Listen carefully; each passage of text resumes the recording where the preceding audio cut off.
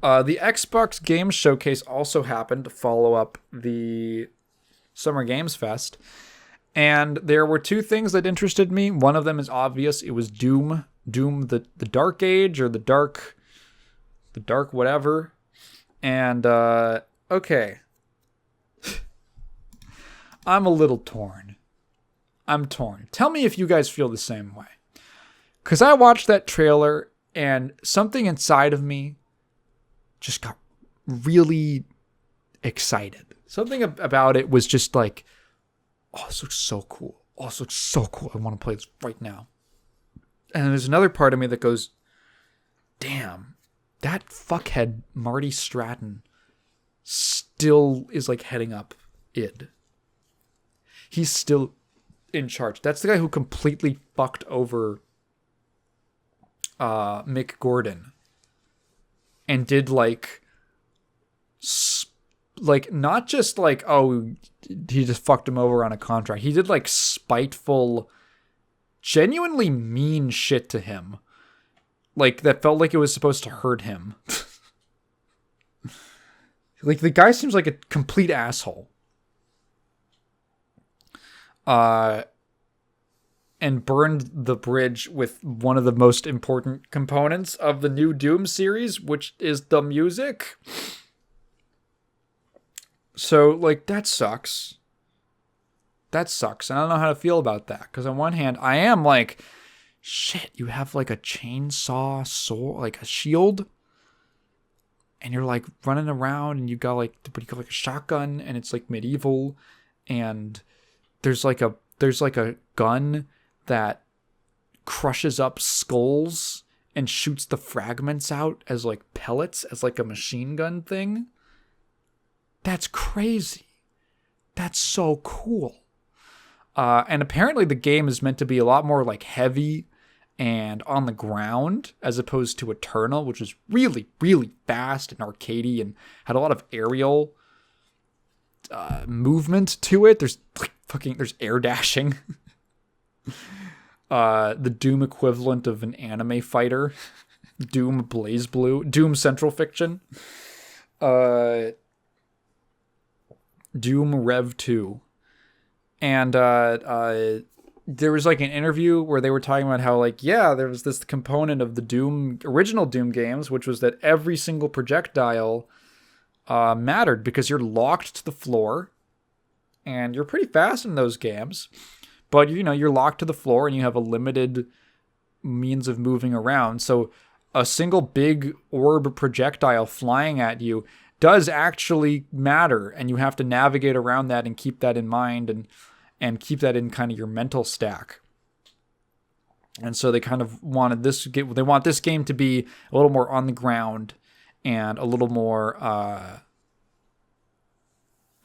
focused. I'm not sure, like not just blitzing through stuff like Eternal kind of ends up being, but like focused, less stuff going on, but it's more important, if that makes sense.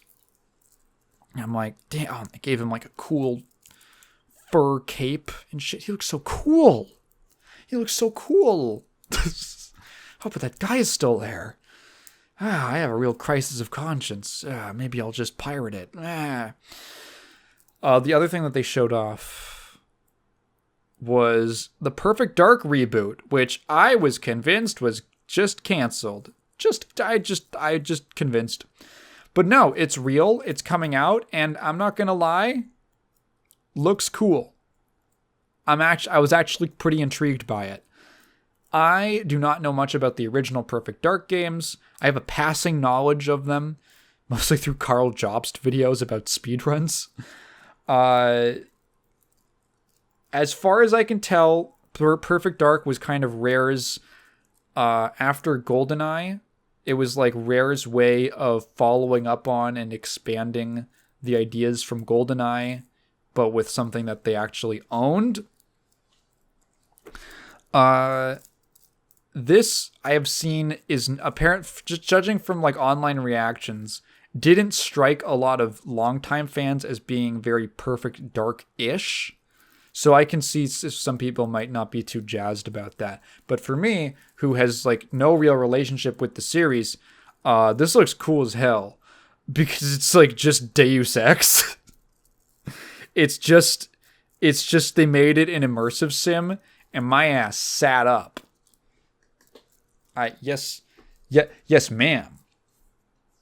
Like they show that because I saw someone saying like, yeah, they made Perfect Dark into like Deus Ex, and I was like, all right, you have my attention. So I actually went and watched the trailer because I didn't watch this live. I went and watched the trailer, and they show this thing where, okay, there's this place that you've got to infiltrate. There's this building you got to get into, and there's a guard signing into a door that's behind like some kind of lock, and the lock is password protected, but only like to this guy's voice. And Joanne, the character, she pulls out. They show the player pulling out like a little device, a little wrist device, and like some kind of super spy microphone that picks up on his voice and records it. And then you walk over to the microphone, to the door, and you put the record, you play the recording back, and it lets you in. And then later on, it's not just like, I imagine this would be like an upgrade or something, like in some kind of Prey style skill tree. Like, it's not just recording things, but once you recorded someone's voice, you can like manipulate it, like AI voice manipulation stuff, which is like a really cool idea for a spy gadget.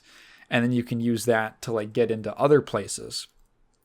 Or I don't know, maybe even do other shit. I have no clue. But the idea, I was like, ooh. And they're showing this kind of area. They're showing off this area. And I was like, I wonder if there are 2 or 3 different ways to get to the objective, involving various mixtures of platforming, combat, and puzzle solving with unique tools at the player's disposal. And it just, I don't know, it just looked cool. I love immersive sims. You say the word, you say the sim, and I sit up. So I'm actually kind of interested in that now. I'm intrigued. Now I have to mention, with that being said, this might be their last game, because the last time Microsoft put out an immersive sim, it was Redfall, and they just killed the studio afterwards. Part of that was because they forced Arcane to make Redfall into like a weird looter shooter thing. I don't know why they did that. That like none of them really wanted to make. Hopefully they won't do that here. It doesn't seem like they're doing any similar level of meddling. But hey, it looked cool. It's the first time I've been interested in Perfect Dark. More like they should make a game where she's a dog, and they should call it Perfect Bark.